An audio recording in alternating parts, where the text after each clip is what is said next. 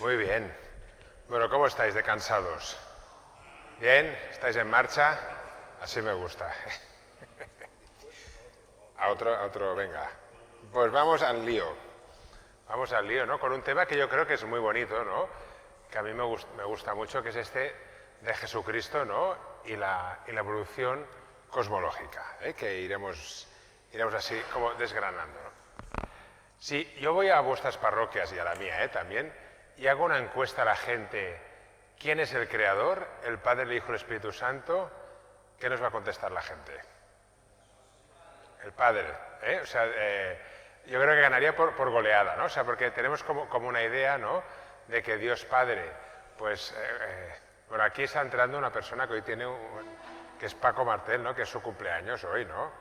Va a dar un aplauso, ¿no?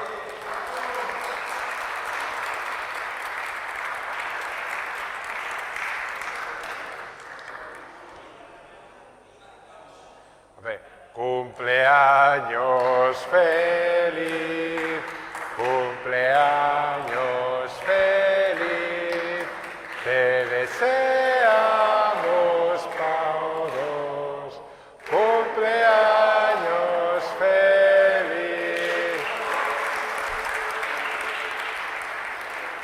¿Cuántos años, Paco? 82. Está estupendo, Paco. Muy bien.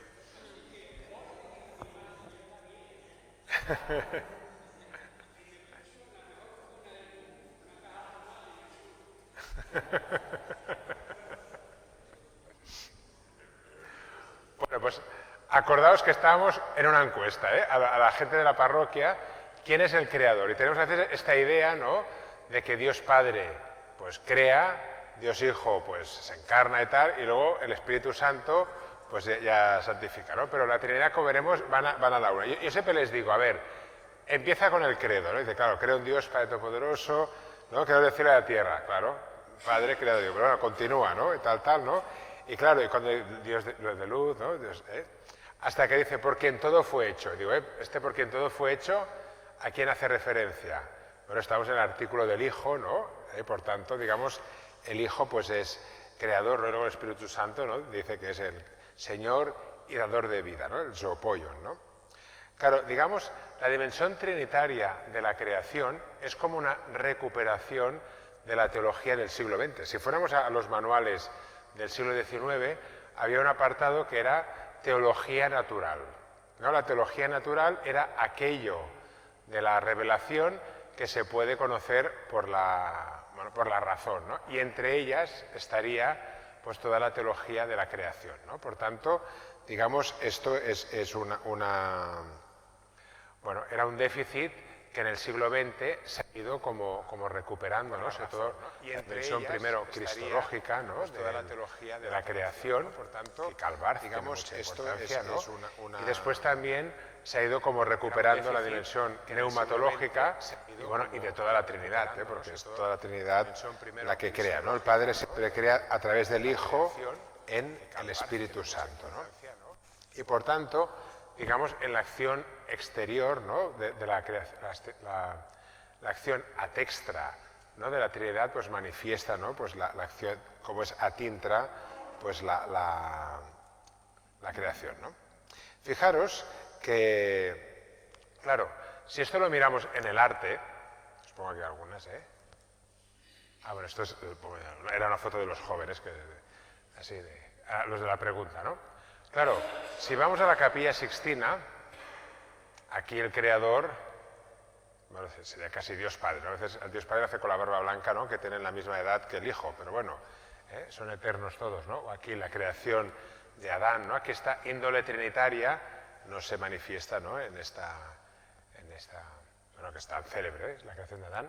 Pero si fuéramos, por ejemplo, aquí es que no se ve muy bien, si fuéramos esto es Venecia, ¿no? Estos mosaicos, si os dais cuenta, el creador tiene, no, en el puntero, bueno, sí, bueno, no sé si, bueno, da igual, pues también tiene la cruz, es un Jesús sin barba, ¿no? Pero ahí vemos, bueno, aquí, por ejemplo, cuando crea, ¿no? Pues separa, ¿no? El día de la noche, ¿no? Pues aquí el creador, si os dais cuenta, pues es el Hijo. Vale, muy bien. bien, es que lo estabas ampliando, digo esta no la tenía.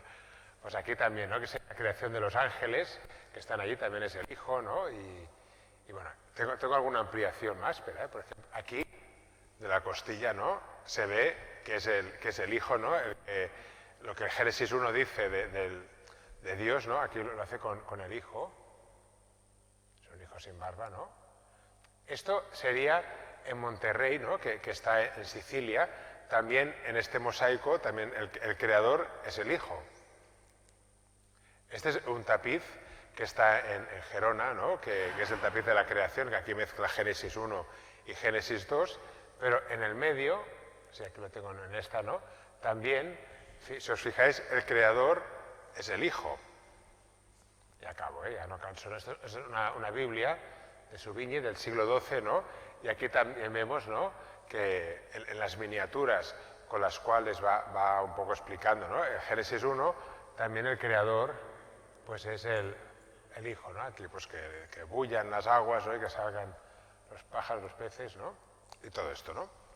Por tanto, digamos, la teología del siglo XX, ¿no? Una de las cosas pues que ha acentuado es la dimensión cristológica de la creación.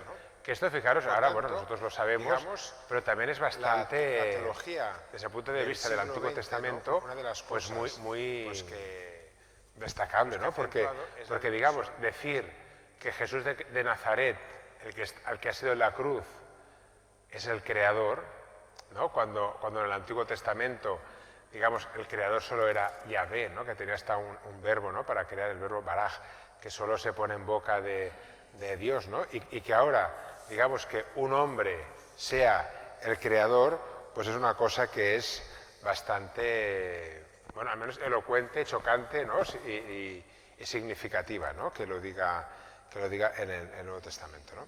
Aquí tenemos, bueno, pues algunas afirmaciones de la creación del verbo, ¿no? Muy conocidas, ¿eh? La leemos, ¿no? O sea, en el principio existía el verbo, y el verbo estaba junto a Dios, ¿no? Junto al Padre, ¿no? Y el verbo era Dios.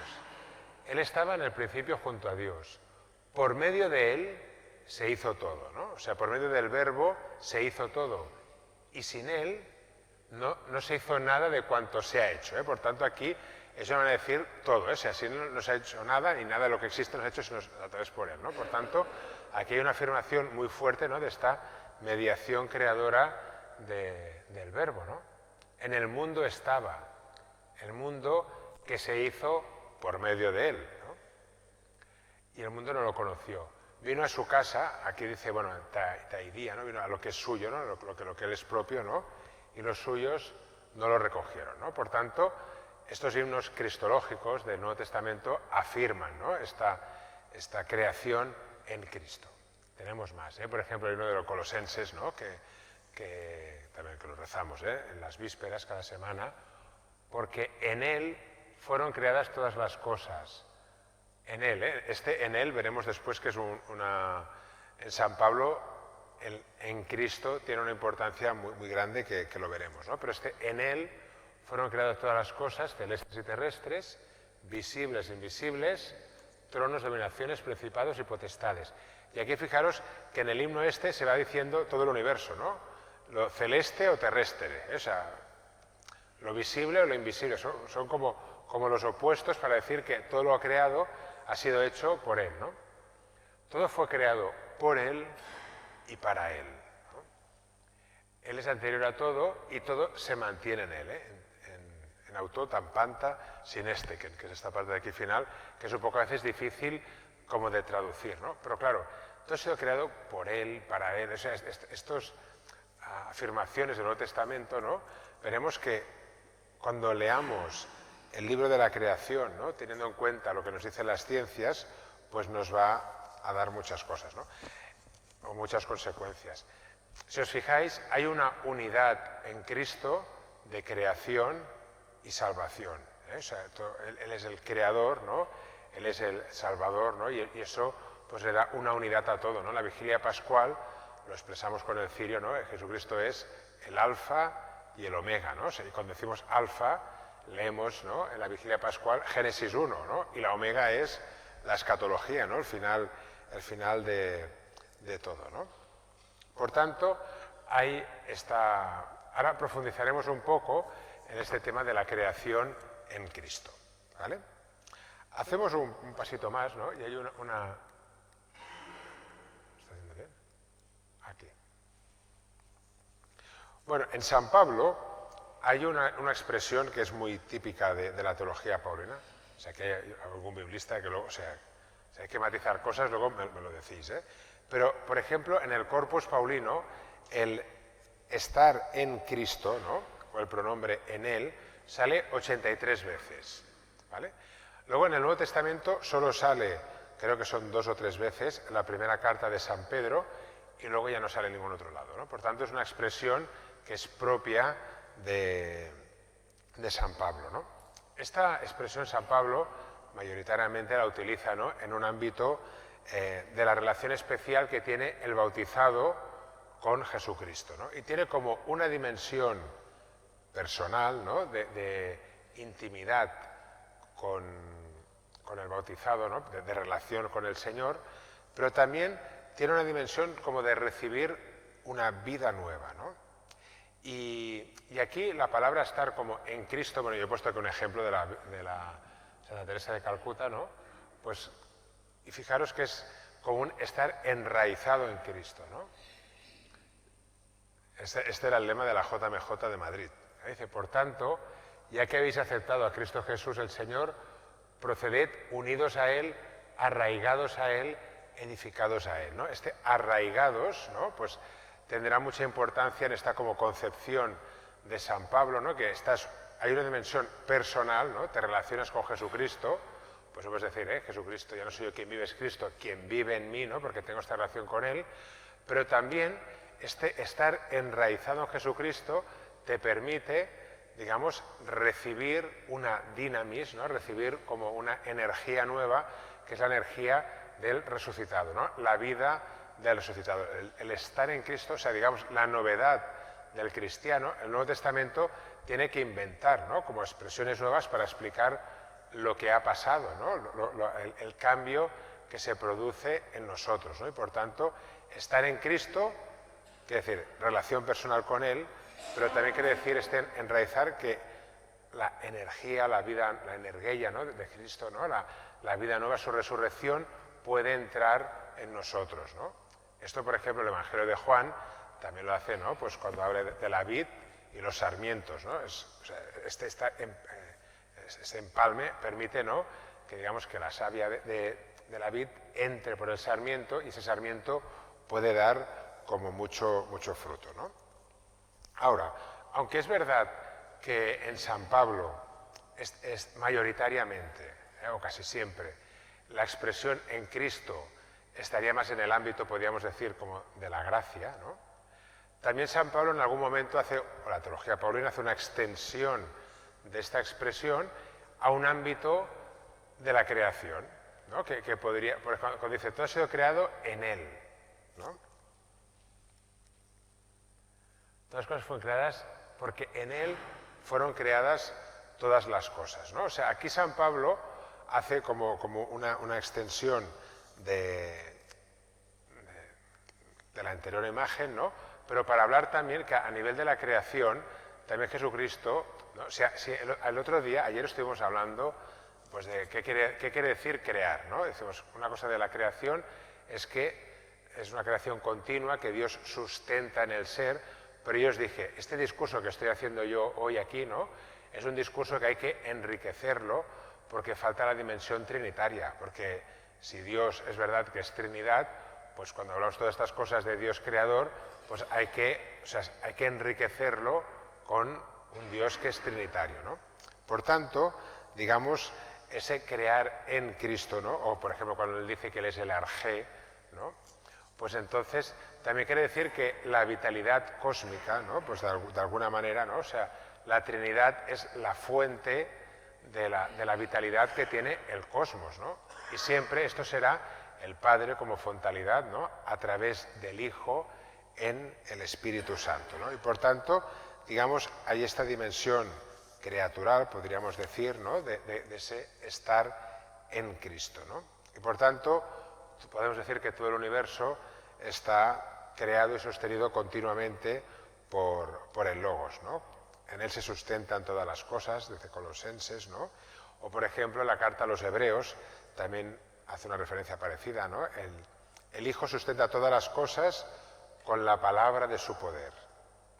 Aquí os pongo dos textos, porque esto, bueno, digamos, la reflexión teológica amplía estas intuiciones que aparecen un poco así, pues más puntuales en el Nuevo Testamento, y aquí tenemos, por ejemplo, San Atanasio, ¿no? San Atanasio, en el siglo IV, pues él, en esta obra sobre la encarnación del Logos, del Verbo, que es muy bonita, ¿no? Pues dice, lo más admirable era que, siendo el Logos, no era contenido por ningún ser. Más pronto, él lo contenía todo. Y presente en toda la creación, está fuera de todo por esencia y está en toda cosa por potencia, ordenándolo todo y extendiendo a todos su universal providencia, vivificando todos los seres y cada uno al mismo tiempo, conteniéndolo todo como creador sin ser contenido por nada. ¿Veis? Todo este discurso que estoy haciendo es como hemos de ir mirando creación, evolución, no al margen del Verbo, ¿no? Sino que el Verbo está presente como creador, ¿no? Como una persona de la Trinidad en toda esa obra de la creación, ¿no? Santo Tomás de Aquino, pues también tiene este comentario, ¿no? que él hace al prólogo del Evangelio de San Juan, lo leo así, dice, todas las cosas se conservan por el Verbo y en el Verbo. Ciertas cosas son las que no necesitan al que obran, sino en cuanto al hacerse. Por ejemplo, poner ejemplo cuando uno hace una casa, ¿no? Cuando uno hace una casa, el constructor la hace, pero luego la casa es independiente del constructor. Pero cuando aquí hablemos del Verbo como creador, tiene que mantenerlo en el ser. ¿Vale? En cuanto al hacerse, ya que después de que fueran hechas estas cosas, pueden subsistir sin el influjo de la gente, como la casa, que necesita cierto constructor en cuanto a su hacerse, pero con todo persiste en su ser sin la influencia del artífice. La casa está hecha, esta casa, ¿no? Esta iglesia, pues la construyeron unos arquitectos, unos paletas y tal, ¿no? Pero ahora existe, no están ellos aquí, ¿no? Y subsiste, ¿no? Por tanto, para que alguien no crea que todas las cosas fueron hechas así por el Verbo, de modo que solo sea causa de ellas en cuanto al hacerse y no en cuanto a la conservación en su ser, por eso el evangelista añade, San Juan, ¿no? Y sin él no se hizo nada. Esto es, nada ha sido hecho fuera de él, ya que él abarca todas las cosas conservándolas, ¿no? Por tanto, vamos a ir pensando, ¿no? La evolución pues cosmológica, ¿no? Desde el Big Bang, ¿no? Y el universo, ¿no? Que empieza, hay un momento que digamos la temperatura va bajando y pueden aparecer los primeros núcleos de hidrógeno, ¿no? Que el Sol es, que el universo hay un momento que tiene una temperatura que el 25% de este hidrógeno por fusión nuclear se convierte en helio, ¿no? Y luego esto se va separando, ¿no? Se forman las primeras unas nubes, ¿no? de hidrógeno y helio, ¿no? Que se van pues por atracción gravitacional, se van concentrando hasta que aparece la primera generación de estrellas.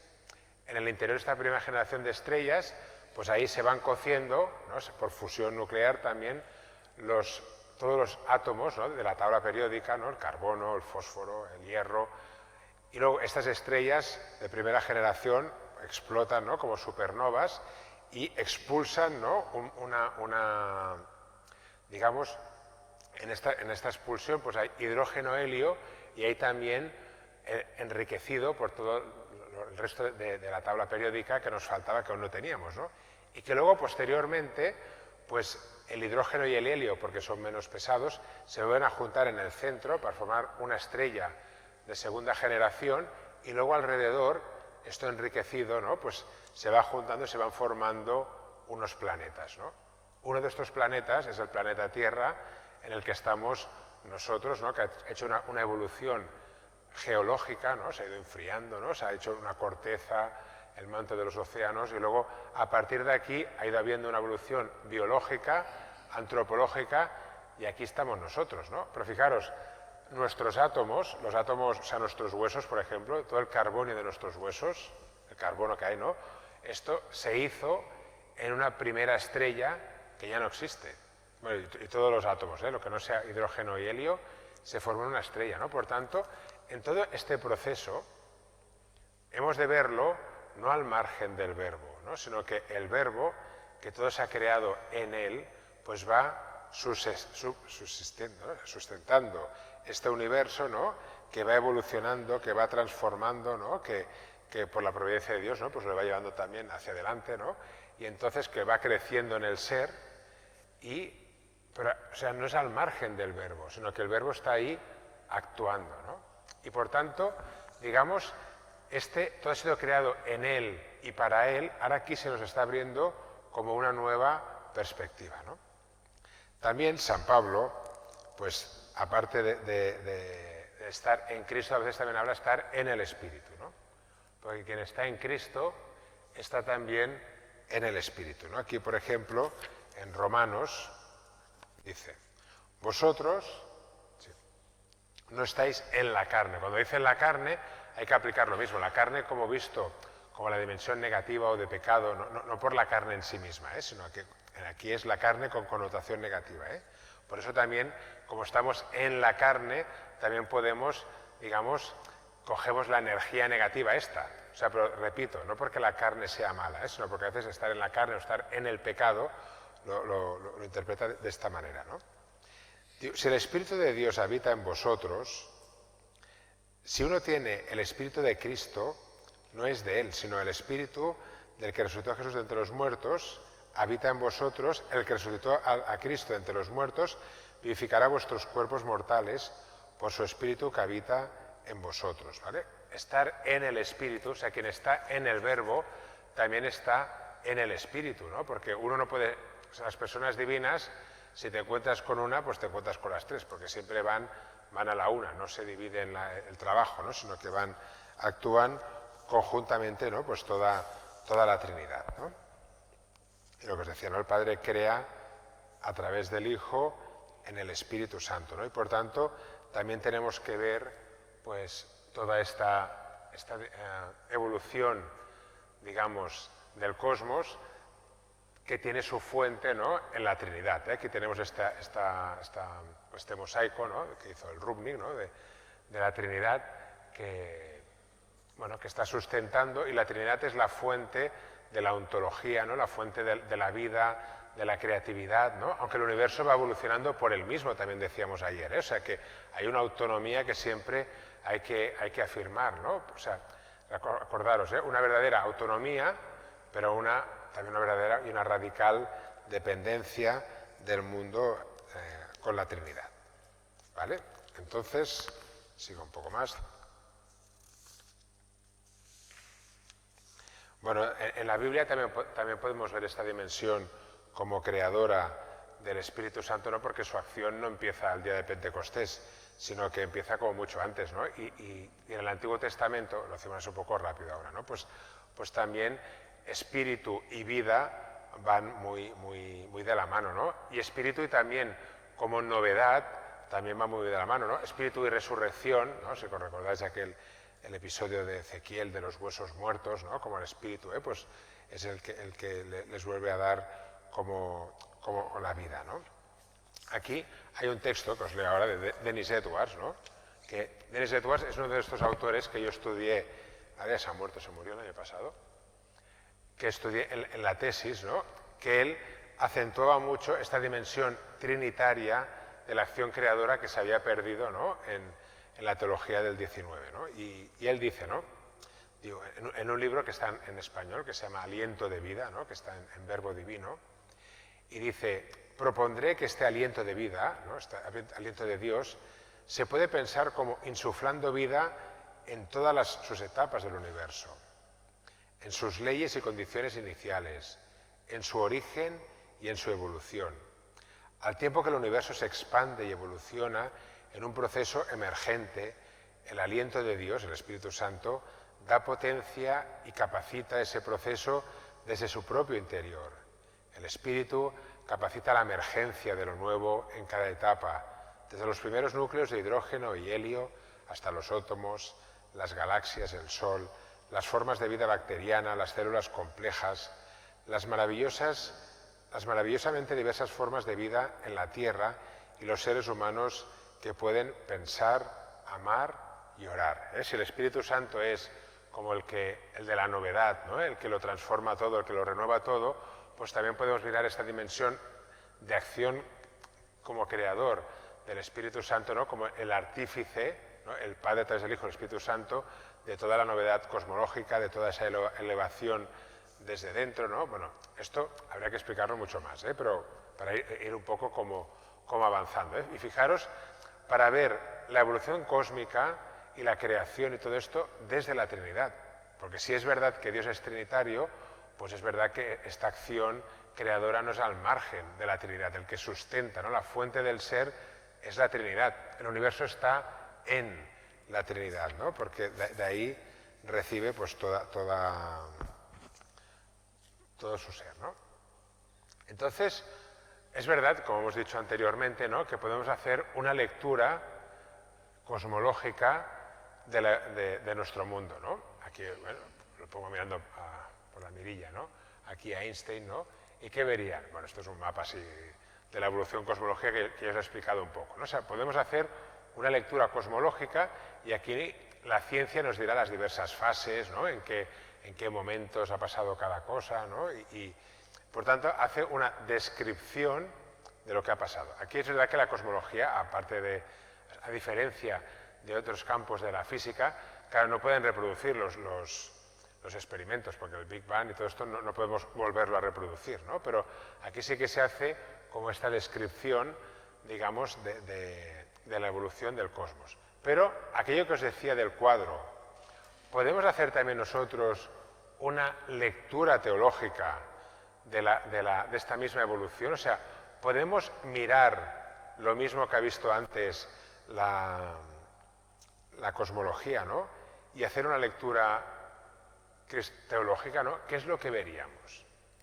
Bueno, aquí ahora os explicaré. Está este Cristo, ¿no? Que está en Sicilia, ¿no? Pues bueno, nosotros haremos esta lectura de la evolución y todo esto desde el punto de vista de la revelación, desde el punto de vista de la intención de Dios, ¿no? ¿Por qué crea Dios, ¿no? Porque recordar lo del cuadro, ¿no? O sea, podéis hacer el análisis de la química, pero la pregunta más importante es el por qué. ¿Por qué Rembrandt pintó ese cuadro, ¿no? ¿Qué quería expresar con ese cuadro, ¿no? ¿Por qué le dio estos matices, ¿no?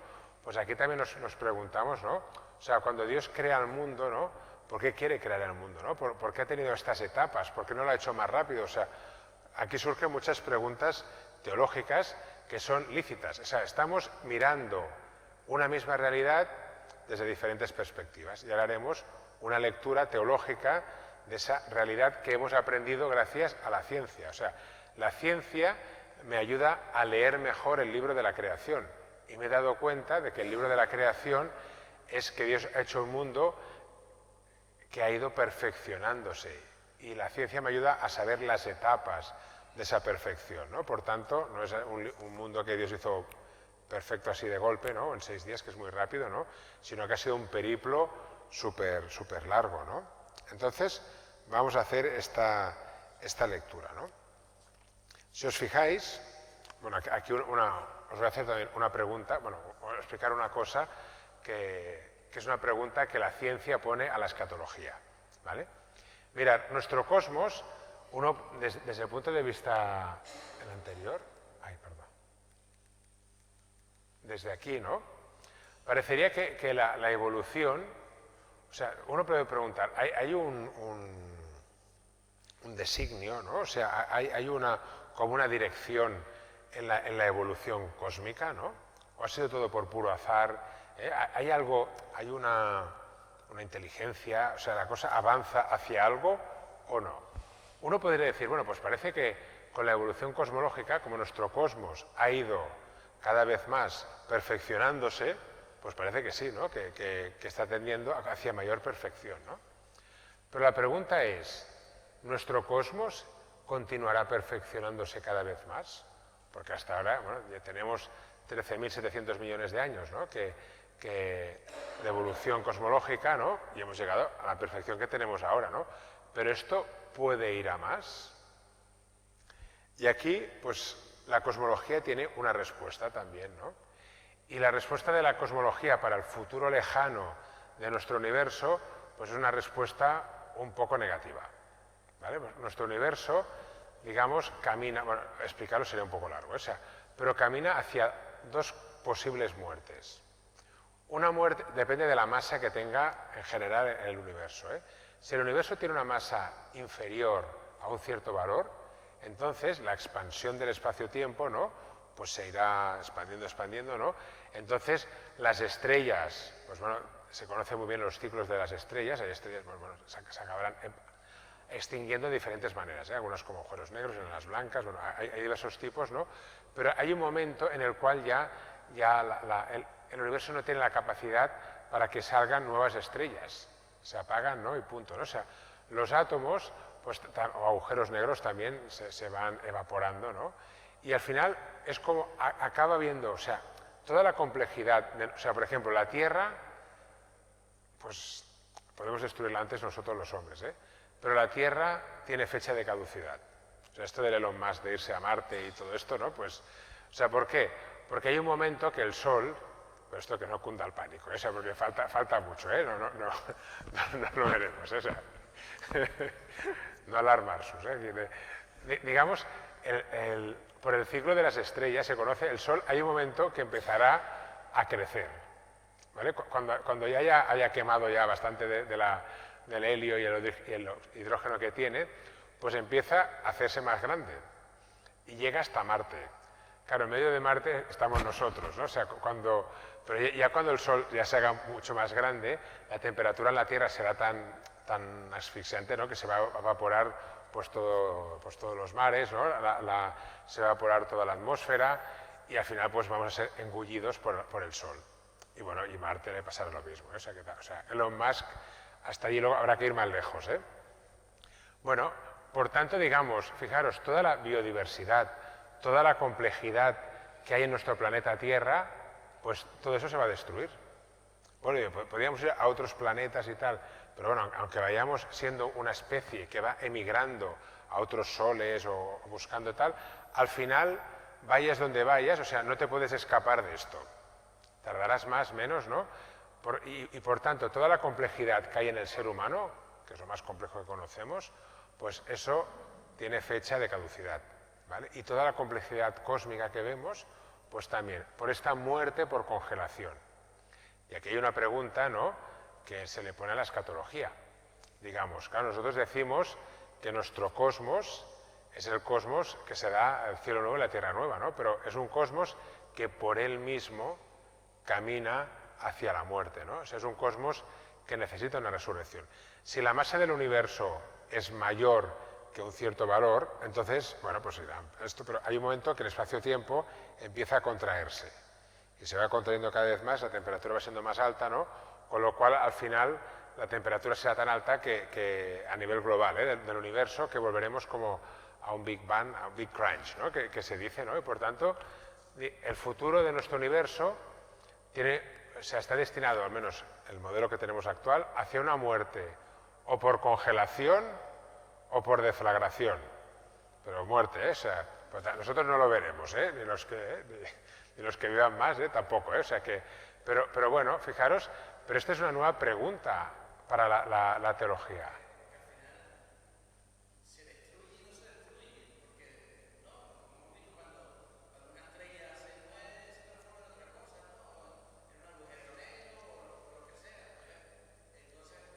Pero esto pasará durante una época, sí que será así.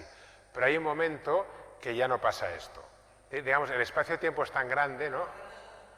Sí, bueno, habrán partículas muy elementales de muy baja energía. Esto es como acabará nuestro universo. Hay un libro de Paul Davies que se llama Los 3 últimos minutos del universo, que hace contraste con un libro que se hizo en los años 80, que eran los 3 primeros minutos del universo, que explicaba mucho el Big Bang, ¿no? y que tuvo un gran impacto ese libro, ¿no? Y que hace, digamos, coge la cosmología actual y ¡pum! Y te la pone como al extremo a ver qué pasará, ¿no? Y por tanto... No, porque hay ser. Antes no había nada, ¿no? Sí que sería la nada, ¿no? Pero luego será un ser de muy baja energía, ¿no? Pero lo que pasa es que nosotros decimos que este ser es el que será el cielo nuevo y la tierra nueva, ¿no? Por tanto, aquí la escatología también se puede preguntar, ¿no? O sea, así como el cuerpo humano necesita, ¿no?, una resurrección, también nuestro cosmos, ¿no?, para ser salvado, ¿no?, o sea, necesita ser salvado en su globalidad, con una resurrección global del cosmos, ¿no?, que esto también lo vimos ayer, ¿no?, que el concepto que hablamos ayer de creación, pues permite como explicarlo, ¿no? Si el cuerpo de Cristo, que es una parte de nuestro cosmos, que está resucitado, ¿no?, pues también en la globalidad también pues puede pasar, ¿no? Por tanto, dime. Desde el punto de vista de la escatología, aquí estamos hablando de la consumación. Sí.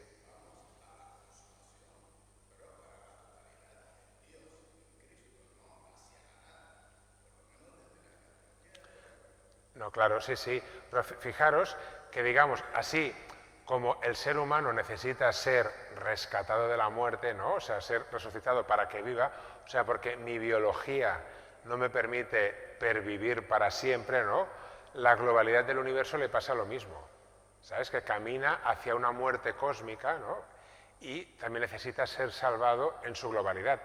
Pero para que seamos nosotros salvados, también necesitamos que el cosmos sea salvado, porque somos aborígenes del cosmos. O sea, no podemos vivir al margen o sin el cosmos, o sea, no podemos ser acósmicos nosotros, ¿no? Ni la resurrección de Jesucristo le ha hecho a él que sea acósmico, ¿eh? O sea, su cuerpo continúa siendo un cuerpo creado, ¿no? Y entonces nos podemos preguntar también, ¿no? Pues, espera, que voy por aquí, lectura teológica. Vale.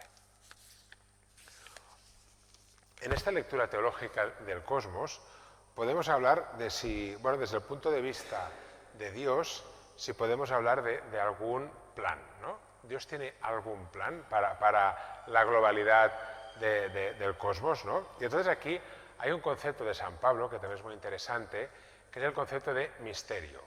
Misterio en San Pablo. Antes hemos hablado de la palabra misterio en teología o en física, ¿no?, que quiere decir que la realidad no podemos acabar de agotarla, ¿no?, de todo su conocimiento.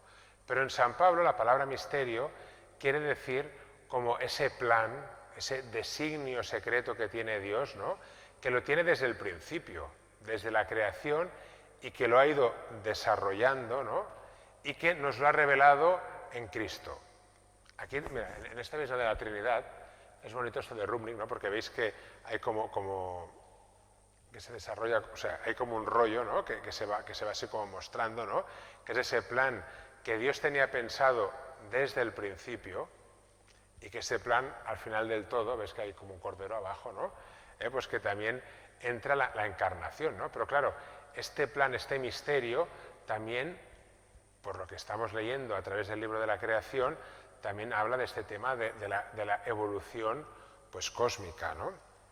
Y por tanto, digamos, aquí sí que es una afirmación importante, ¿no?, que, digamos, desde el principio Dios crea el mundo a través del verbo, pero con la intención de la encarnación del verbo. Este sería otro tema. Aquí, fijaros, perdonadme, porque aquí hay muchos temas teológicos que los voy a sacando yo así, pum, pum, pum, pero que hay que explicarlos, ¿no?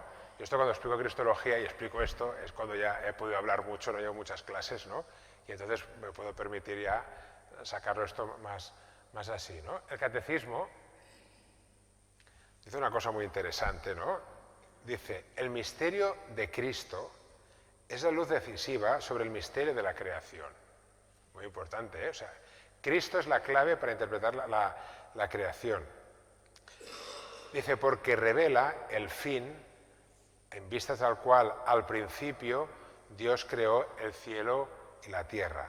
Desde el principio Dios preveía la gloria de la nueva creación en Cristo. ¿Ves qué bien dicho está esto, ¿no? Esto, bueno, sería aquí, ya sabes que aquí hay la escuela atomista y la escotista, ¿no? Pero si miramos padres de la Iglesia y todo esto, son más escotistas que avant la lettre, ¿no? Diríamos. Pero, sí, y aquí vemos, ¿no? Que, digamos, en la creación, o sea, Dios crea el mundo en Cristo porque Dios podía haber creado un mundo sin la encarnación, por supuesto. O sea, Dios o sea, creando, hay que hablar de la gratitud, o sea, son dos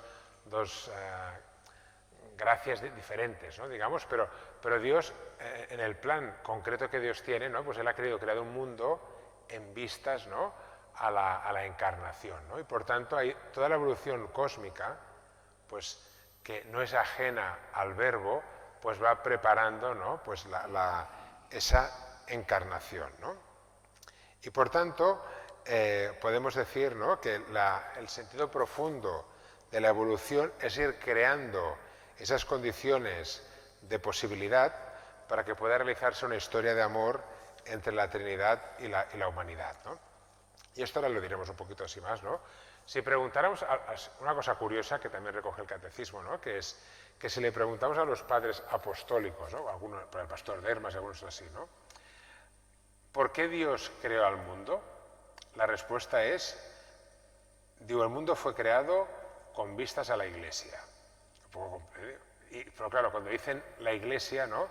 La entienden como los hombres y mujeres que están en comunión con la Trinidad, ¿eh? O sea, no solo para que haya una institución, ¿no? Sino que Dios crea el mundo pues para que haya una comunión, una coinonía, ¿no? Entre la Santísima Trinidad y la humanidad. Aquí Karl Rahner, a ver, aquí,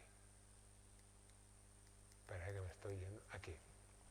Karl Rahner lo afirma diciendo, ¿no? que Dios crea el mundo porque quiere autodonarse. O sea, y dice, y cuando Dios quiere autodonarse, no quiere dar o revelarse o decir cosas de Él, sino que quiere darse Él mismo. Y fijaros que el tipo de comunión que tenemos con Dios, que no existía en el Antiguo Testamento, es, o sea, la analogía de la que habla Jesucristo para ver el tipo de relación que quiere tener Dios con nosotros, es la misma que en la Trinidad. Como el Padre está en mí y en el Padre, así vosotros.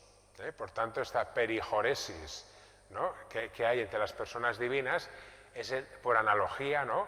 Es el tipo de relación que quiere tener Dios con nosotros, ¿no? O sea, Dios no solo quiere estar como fuera de nosotros, sino que quiere estar en nosotros, ¿no? Por el bautismo, yo estoy en Cristo, Cristo está en mí, ¿no? Yo estoy en el Padre, estoy en el Espíritu Santo, ¿no? O sea, por tanto, digamos, el tipo de comunión que Dios quiere establecerse de esta manera. Por tanto, ¿por qué Dios crea el mundo?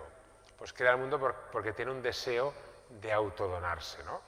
Pero para esta autodonación, para que sea posible, ¿no? Pues ha sido necesario pues toda una historia para que hayan las condiciones necesarias para que esto sea posible.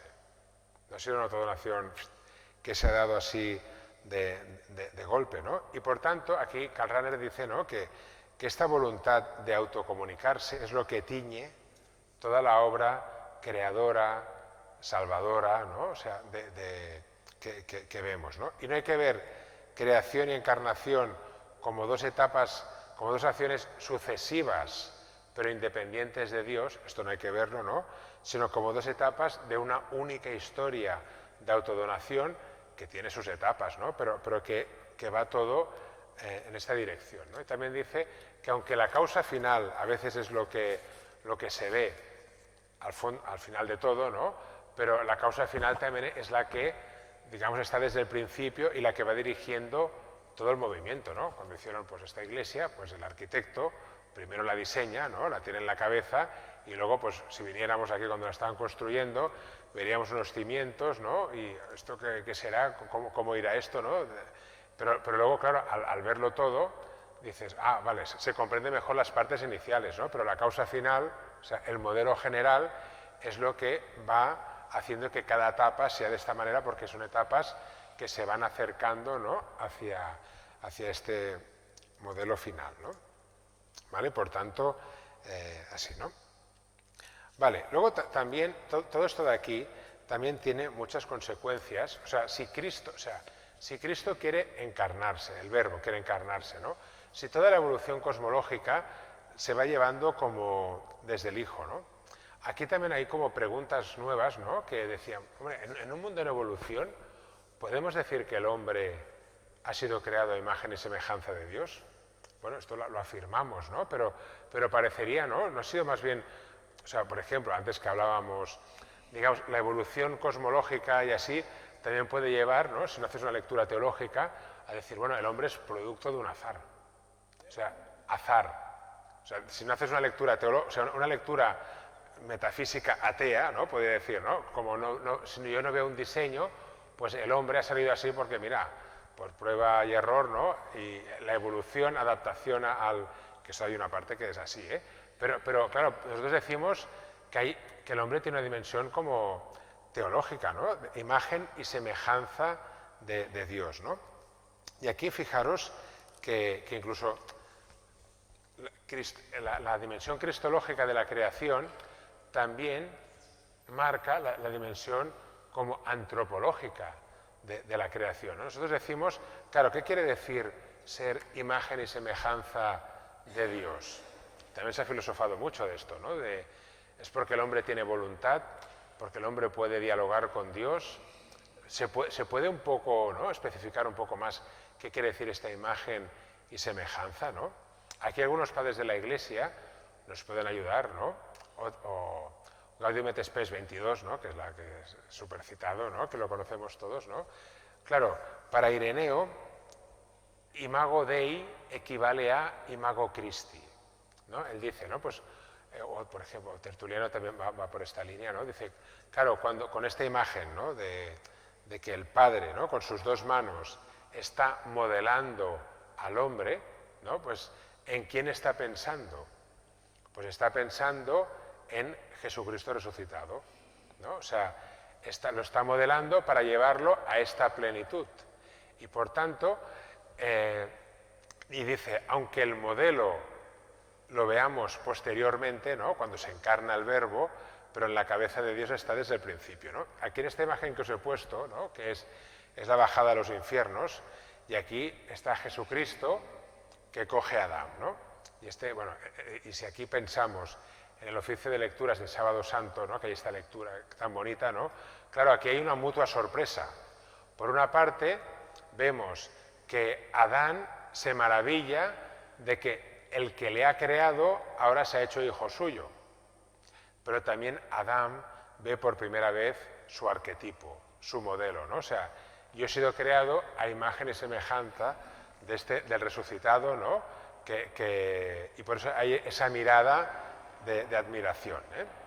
Por tanto, fijaros que esta lectura o esta visión de la creación en Cristo también nos puede comprender, ¿no? O hacer comprender de por qué imago Dei es igual a imago Christi, ¿no? Y aquí, dejadme que os cite el texto de Gaudium et Spes 22, que también es un texto muy impresionante, ¿eh? Que es el más citado del concilio, ¿no? En realidad, el misterio del hombre, Adán, ¿no? Solo se esclarece en el misterio del Verbo encarnado, porque Adán, el primer hombre, era figura del que había de venir, es decir, de Cristo nuestro Señor. Cristo, el nuevo Adán, en la misma revelación del misterio del Padre y de su amor, manifiesta plenamente el hombre al propio hombre. ¿Vale? Esto lo afirmamos en la antropología teológica y es la gran afirmación, o sea, es la gran afirmación, ¿no? Pero claro, ¿por qué es así? En un mundo en evolución, en un mundo, ¿no? Pues que también hay procesos de azar, que también hay que afirmarlo esto, ¿no? Digamos, pero aquí esa visión que decíamos ayer, ¿no? De ese Dios que tiene esta capacidad de actuar en la creación con mayor riqueza, ¿no? Pues va a través de las leyes y a través de así lo va guiando todo para que aparezca, ¿no? Un hombre, ¿no? El hombre y la mujer que sean imagen y semejanza de Cristo, ¿no? Y aquí Rahner todavía lo radicaliza un poco más, ¿no? Porque él dice, claro, ¿y por qué el hombre es imagen de Dios? Y la imagen de Dios en el Nuevo Testamento es el Hijo. Él es imagen del Dios invisible, ¿no? O sea, el Padre engendrando al Hijo sí que hace una imagen suya, ¿no? Pero también el mismo San Pablo, que esto es San Ireneo, de estos textos es bien su teología, ¿no? También dice que el cuerpo de Cristo, su humanidad, también es imagen de Dios, ¿no? Y el resucitado también es imagen de Dios, ¿no? Y aquí Karl Rahner, bueno, hace una reflexión que es muy sugerente, yo creo, ¿no? Dice, claro, cuando Dios quiere expresarse a Él mismo en el ámbito de lo creado, ¿qué palabra utiliza? ¿No? Si tú eres Dios, ¿no? Y quieres decirte, ya sé que esta expresión creada tuya va a ser una expresión que quedará corta por lo grande que es Dios, ¿no? Pero si Dios quiere decirse, expresarse en el ámbito de lo creado, ¿qué palabra utilizará, ¿no? Y dice, la palabra que utiliza es hombre, ¿no? O sea, y por eso Dios se hace hombre, y por eso el hombre es imagen de Dios, ¿no?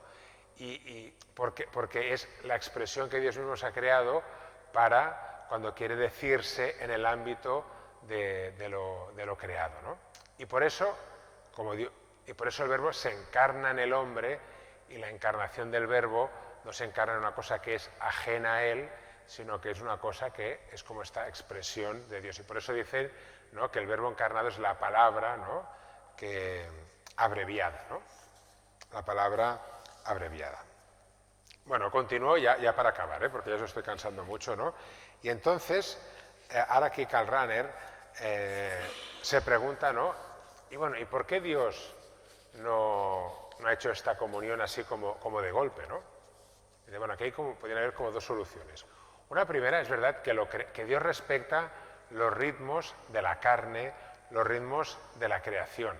O sea, la creación no puede recibir de golpe la perfección, sino que paulatinamente, o sea, pensemos en nuestra santificación. ¿Por qué no somos santos de golpe? Estaría muy bien, ¿no? O sea, me bautizo, ¡pum!, santo y ya está, ya cristificado al 100%, todos contentos. Bueno, porque la carne necesita de sus procesos, la psicología tiene sus ritmos. Bueno, y por tanto Dios se adapta a estos ritmos, ¿no? Y también lo creado, la materia, también tiene sus procesos. Y por tanto, para la materia, para enriquecerse, para evolucionar, para complejizarse, necesita de unos tiempos, ¿no? Y por eso, fijaros que la encarnación, o sea, desde que, si el mundo tiene 13.700 millones de años, ha tardado bastante la encarnación. O sea, estamos al final, en un momento irrisorio, desde que existe el Homo sapiens. Bueno, es que es una cosa irrisoria en comparación con toda la longitud, pero Dios ha respetado el ritmo de la creación, no lo ha hecho clac, ¿no? Y luego también, pues hace falta, ¿no?, que la creación pues tenga, bueno, la libertad del hombre, pues también necesita sus etapas. Dejarme leer, es que es un texto que me gusta mucho también, creo que lo he puesto, Máximo el Confesor, que también es uno de estos textos de cristológicos y creación muy potentes. Dice, y luego ya acabo más rápido, dice, Cristo es el gran misterio escondido. Este es el fin bendito y la meta en razón de la cual todo ha sido creado. Este era el designio final que Dios guardaba íntimamente antes del inicio de las cosas creadas. Antes del inicio de las cosas creadas, o sea, Dios guardaba este designio final. El fin preconocido por el que todas las cosas subsisten. Con vistas a este fin, a la encarnación, Dios ha creado las esencias de todas las cosas. Esta es la determinación y el fin al que tiende y en el que culmina la providencia y todo lo que la providencia vigila para que todo lo que ha sido creado por Dios sea de nuevo congregado en él en la unidad originaria, ¿vale? O sea que, digamos, para San Máximo el Confesor, pues toda la evolución cosmológica lo que está haciendo, dice, la providencia de Dios es llevar esa evolución, aunque él no habla de la evolución, pero llevando esa evolución para que sea posible la encarnación, porque la encarnación es lo que hará posible también, ¿no?, pues esa comunión entre los hombres y Dios, ¿vale? Entonces, digamos, Karl Rahner dice, este deseo de la autodonación de Dios al mundo se realiza en un doble movimiento.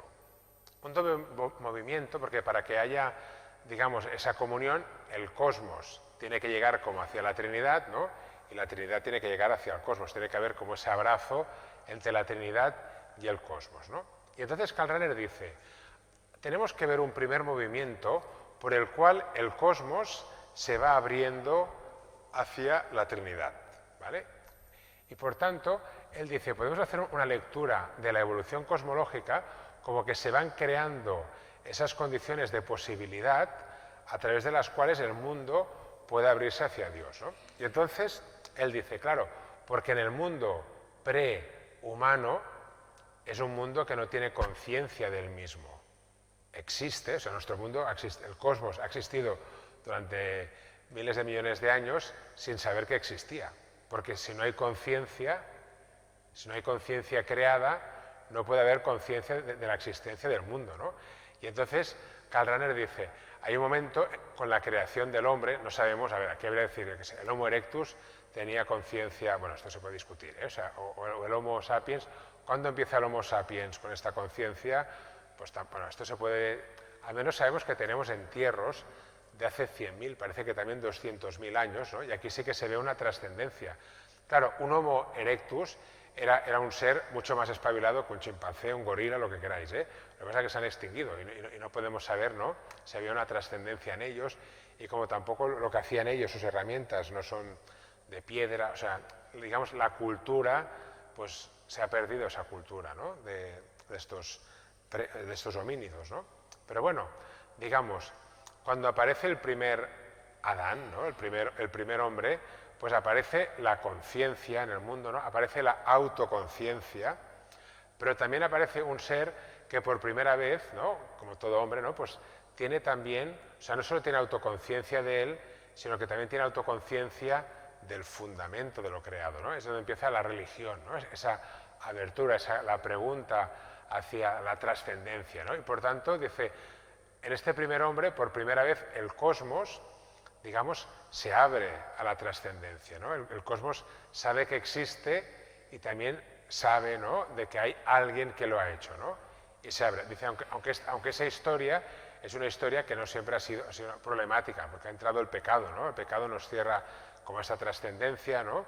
Y entonces él dice, pero fíjate, en este camino por el cual el mundo se va abriendo hacia la Trinidad, hay que hacer esta lectura también desde el logos, el verbo, ¿no? O sea, el verbo que mantiene el mundo en el ser, con la providencia, ¿no? Pues lo va llevando, va poniendo las condiciones de posibilidad de que existan los átomos que necesitamos, de que exista en un sitio del universo pues un planeta como el nuestro que pueda haber agua, ¿no? Sin agua no hay vida, ¿no?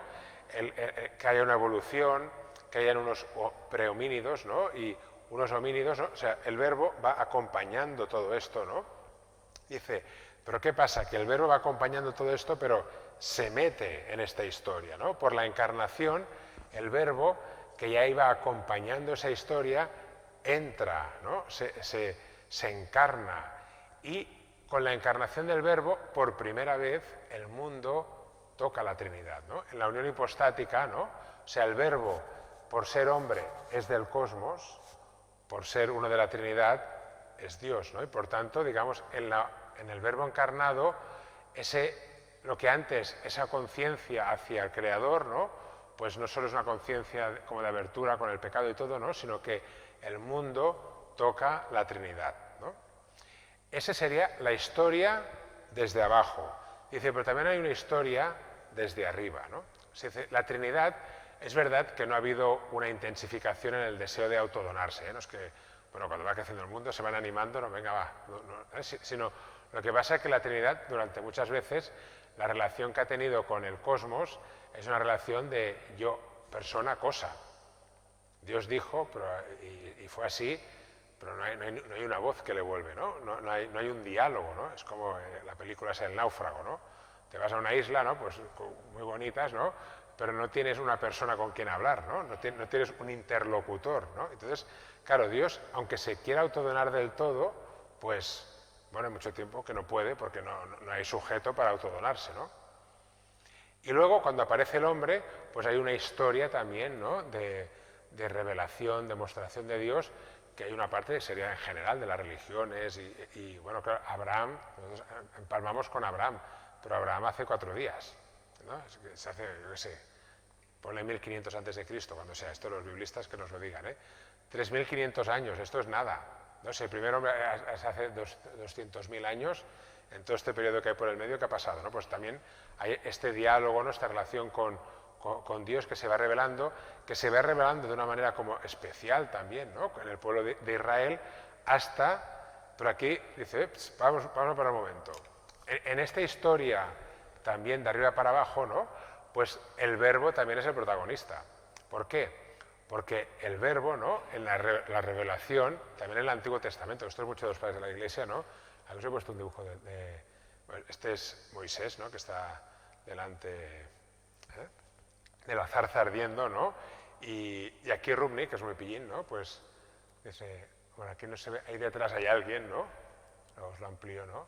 Y sale el verbo, ¿no? Los padres de la Iglesia también salen a patadas. Esto sí que hay un montón de textos, ¿no?, que dice, claro, si Dios, o sea, si en la encarnación vemos cómo Dios se revela, ¿no? O sea, y siempre el Padre se revela a través del Hijo en el Espíritu Santo. Ahí está taxi, ¿no?, esta manera de revelarse, ¿no? Dice, si esto es verdad, y Dios es así y se comporta de esa manera, toda auténtica revelación de Dios tiene que seguir este modelo, ¿no? Y por tanto, aquí los padres de la Iglesia en el Antiguo Testamento ven también que el Verbo va preparando su encarnación, esto también, Ireneo también sale mucho, en el Antiguo Testamento para que se le pueda comprender. Y lo dice, claro, por eso, de hecho San Ireneo, en el Adversus Hereses hay algunos libros que sirve solo para demostrar por qué hay una unidad en la Escritura, ¿no? Y dice, claro, ¿por qué hablaban en el Antiguo Testamento del Nuevo Testamento, de la encarnación? Porque era el Verbo quien lo estaba preparando su encarnación, aunque los que recibían esa revelación no se daban cuenta de la índole trinitaria que había, no veían la Trinidad, aunque era la Trinidad que se estaba revelando, ¿no? El Padre a través del Hijo en el Espíritu Santo, ¿no? Y por eso Rahner dice, aquí, en esta historia de revelación, ¿no?, también el Verbo es el protagonista, porque es él quien se revela en Israel, porque hay semillas del Verbo, decía San Justino, ¿no? Pues porque el Verbo también va hablando, ¿no?, a las culturas, a las religiones, ¿no?, como llevándolas hacia la encarnación. Y luego esta revelación que se va haciendo, pues llega a su plenitud con la encarnación, porque Dios no puede revelarse más de lo que ha hecho, digamos, con la encarnación del Hijo, ¿no? Y entonces, y con esto ya acabo, ahora sí de verdad, dice, claro, fijaros, hay un deseo de autodonación que está desde el principio, hay un deseo de encarnación, de crear un mundo con la encarnación, ¿no? Y aquí Rahner dice, pero fijaros que el Verbo está como en todos los sitios, eso habría que ampliarlo con el Padre y el Espíritu Santo, pero bueno, pero digamos, está desde abajo porque el Verbo va llevando la historia del cosmos, ¿no? Crea al hombre, se hace hombre y con el Verbo el hombre llega a la Trinidad, pero también el Verbo estaba en el otro lado, ¿no?, porque él es el creador, pero cuando hay hombres también se va revelando de esta manera, se hace hombre y encarnándose, digamos, Dios no puede revelarse más, ¿no? Dice, y Jesucristo se convierte en el punto de intersección de este doble movimiento, por el cual el mundo se abre hacia Dios y toca la Trinidad en el Verbo, pero la Trinidad se da al mundo, ¿no?, y se da de manera máxima por la encarnación, ¿no? Y aquí hay como esa unión. Y como la encarnación es una decisión de encarnarse para siempre, porque el Verbo, otra opción no es decir, mira, me encarno, me revelo, salvo la cruz y tal, y luego ya, chicos, pues ya he cumplido, ¿no? La encarnación es una decisión del Verbo para siempre, ¿no? Y porque el Verbo se ha encarnado y porque el Verbo es el creador del mundo, ¿no? Por eso podemos esperar que, digamos, esto puede llegar a su plenitud en el cielo nuevo y la tierra nueva, ¿no? Porque ha estado dirigiendo toda esta historia, ¿no? Y fijaros que este diálogo con la ciencia, cuando decimos en el Apocalipsis es el alfa y el omega, lo podemos ver mucho más, ¿no?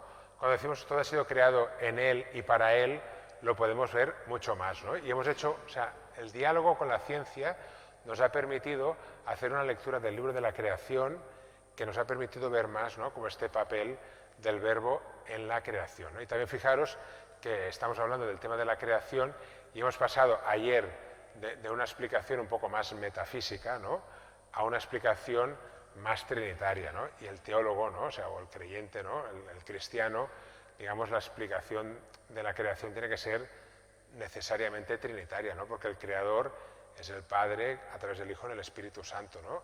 Y veis, y todo esto nos ayuda a ver que cuando vemos un documental, pues de estos de la 2, ¿no?, de la creación o de Netflix o lo que sea, que, pues, bueno, ver esta dimensión cristológica, ¿no? O sea, y hacer esta visión que nosotros como creyentes, cuando miramos, ¿no?, por este telescopio, pues tenemos que hacer un poco como esta mirada, ¿no?, que nos ayuda a ver también esa unidad, ¿no?, de todo. Fijaros, y con esto ahora sí que acabo, el Papa Benedicto, cuando hizo la encíclica Verbum Domini, ¿no?, pues dice que la teología del verbo puede ayudar a ver la unidad de toda la obra creadora, o sea, porque si la creación es palabra de Dios, si el Antiguo Testamento es palabra de Dios, si el verbo se encarna y es la palabra de Dios por antonomasia, y de todo esto de aquí nos ayuda a ver esa unidad de acción de la Trinidad, ¿no? Y de hecho él pide, lo que pasa es que no nos ha desarrollado mucho esto, ¿no?, de que esto nos puede ayudar a muchos temas de teología de la revelación, ¿no?, pues a verlos como más esa unidad que creación, encarnación, salvación, cristología, antropología, todo tiene en el verbo, ¿no? Y nos ayuda a ver esta acción más como los padres de la Iglesia, que los padres de la Iglesia, si tú lees Ireneo, Atanasio, Cirilo, o sea, todos estos tenían esta visión comunitaria que a nosotros se nos ha perdido un poco más, ¿no? Y que vale la pena tener esta visión más enriquecida, ¿no?, de la creación del mundo. Y aquí ya sí que acabo, que me faltan 5 minutos para una.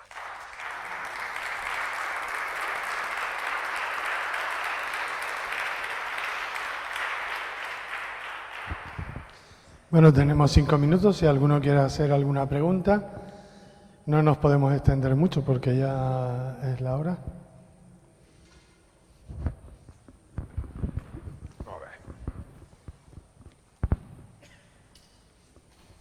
Muchas gracias. Hola, Emily. A ver, una preguntita o una doble pregunta. Ani, comparando con el reloj del universo, nuestra presencia en este planeta, esto va a ser un soplo. Sí, es un sí. Nosotros vamos a desaparecer como especie, pues en un futuro, no sé si próximo, pero no extraordinariamente lejano, porque esto es así. El universo se supone que va a seguir un tiempo, millones de años, lo que sea, ¿no? Esa es una cuestión que me pongo. Y luego, en este momento los científicos, la NASA, todos estos organismos, están seriamente explorando la posibilidad de que mismamente en Marte haya en el subsuelo partículas o alguna forma de vida elemental. Por lo tanto, es posible, podría ser que en un universo tan inmenso, tan enorme, nosotros no seamos los únicos seres inteligentes que pudiera haber en este universo. Y que desde el punto de vista incluso de la fe, esta es nuestra historia, desde luego, y así se resuelve nuestra historia, pero podría ser que Dios, en su designio, hubiera pensado en otros seres inteligentes de otra manera. No sé, ¿cuál sería un poquito el punto en estas dos cuestiones que se me han ocurrido?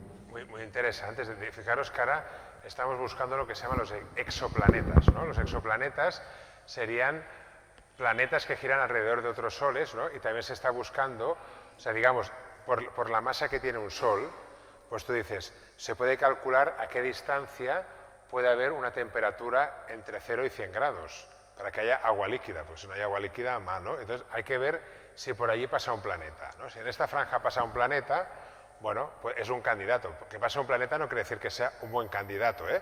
Pero si es un planeta que puede tener agua, pues bueno, pues podría... De hecho, en Netflix hay como una serie que, bueno, no es una serie, es como un documental así, que hace como 3 modelos de planetas en los cuales podría ser posible, ¿no? Como una vida, ¿no? Bueno, podría haber, una cosa es que haya vida, y puede haber vida elemental, que sería un gran hallazgo, ¿eh? Si encontráramos un microbio o un ser unicelular en donde sea, sería una cosa flipante, ¿eh? O sea, ¿puede haber vida en otros planetas? Pues puede haber, ¿por qué no? O sea, digamos, si se han dado las circunstancias aquí, ¿puede haber vida inteligente en otros planetas? Pues puede haberla, ¿por qué no, no? Y entonces la pregunta es, ¿no? Otra cosa es, ¿y cómo se salvan estas personas, no? O sea, digamos, necesitan a Cristo, o sea, imaginaos que hay unos, pues en una estrella X, ¿no? Pues hay seres inteligentes un poco como nosotros, ¿eh? O sea, que inteligentes que podemos hablar, personales, seres personales como nosotros, ¿no? La pregunta es, estas personas, pues seguramente son personales, tendrán una abertura a la trascendencia, ¿no? Y la pregunta que nos podríamos hacer es, ¿y necesitan algo de Cristo? ¿Ha habido una encarnación para ellos? ¿Ha habido...? Esto es un teologúmeno, ¿eh? Que lo estoy haciendo, ¿eh? O sea, teologúmeno quiere decir un poco, bueno, vamos a hacer un poco teología ficción, ¿eh? O sea, pero esto los medievales no paraban de hacer teologúmenos, ¿eh? O sea, que... Bueno, en este caso yo creo que la respuesta es, digamos, la encarnación, por la manera que ha sido, solo puede haber una encarnación, ¿no? Y por tanto, toda persona, también estas, ¿no? Si, para que entrar en comunión con la Trinidad, solo se puede hacer a través de Jesucristo, ¿no? Y aquí podríamos aplicar lo que dice el Vaticano II, ¿no? Si las personas de aquí de la tierra que no han conocido a Jesucristo, ¿no? Pues de alguna manera el Espíritu Santo puede hablar en sus corazones, ¿no? Y pueden unirse de maneras conocidas por Dios al misterio pascual, ¿no? Pues también estas personas, ¿no? Pues también pues sería lo mismo, ¿no? Pero aquí la encarnación, digamos, es un valor salvífico universal, ¿no? Porque solo hay una singularidad, ¿no? Solo hay en un sitio, que es la humanidad del Verbo encarnado, en el cual se toca la Trinidad, ¿no? O sea, Dios con la creación, ¿no? Y de hecho, Él continuaría siendo el único camino, la única puerta, ¿no? Y sería un poco, bueno, pues bueno, pues, o las personas que no han conocido nunca a Jesucristo, están en Amazonas, ahí, que no han tenido ningún contacto, pues esas personas, cuando pensamos en la salvación, pues podemos pensar que el Espíritu Santo está ahí preparando sus corazones, pues sí, ¿no? Que hay semillas del Verbo también. Cuando llegaron los primeros astronautas cristianos allí, ¿no? Pues tendrían que buscar las semillas del Verbo. ¿Y pueden haber semillas del Verbo en otro planeta, en otros seres vivos? Sí, porque el Verbo tiene una presencia cósmica.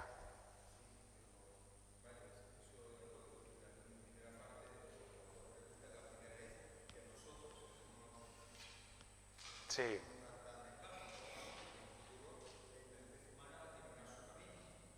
En la Tierra, sí.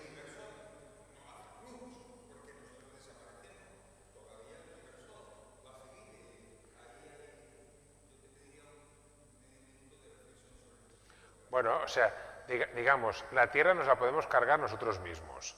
Si empezamos a tirar unas cuantas bombas atómicas, pues nos cargamos pues, toda la Tierra y se acabó.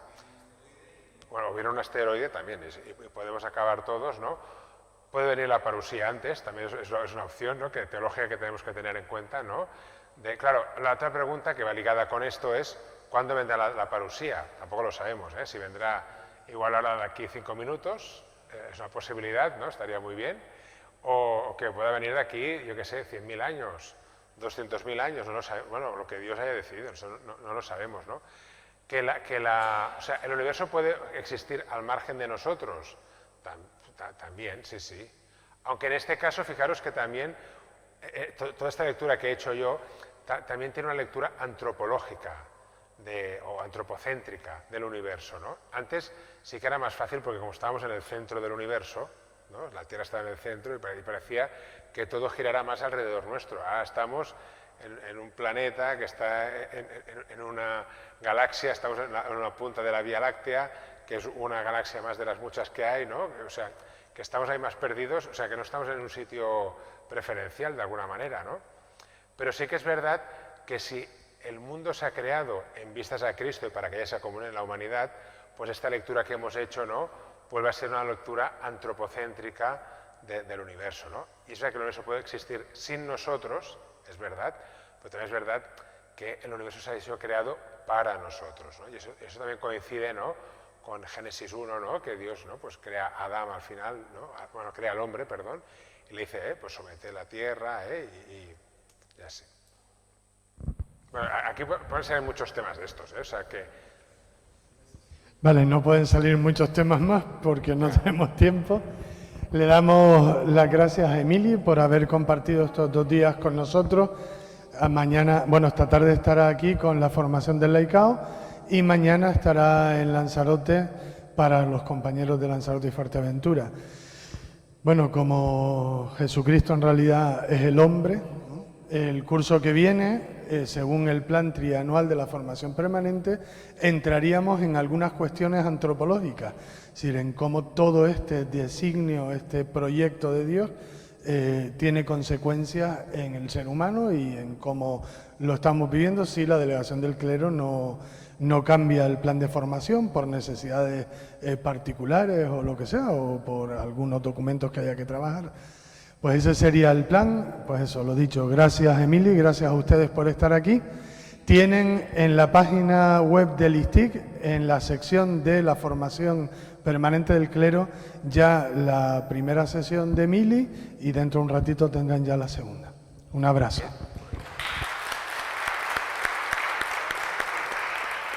Y si queréis también te pasaré los documentos de las charlas, ¿no? Que por si alguien lo quiere leer, y si lo tenéis todo ahí. Muy bien. Gràcies, que vagi tot bé i si pas per València... Gràcies, espera que... Thank you very much.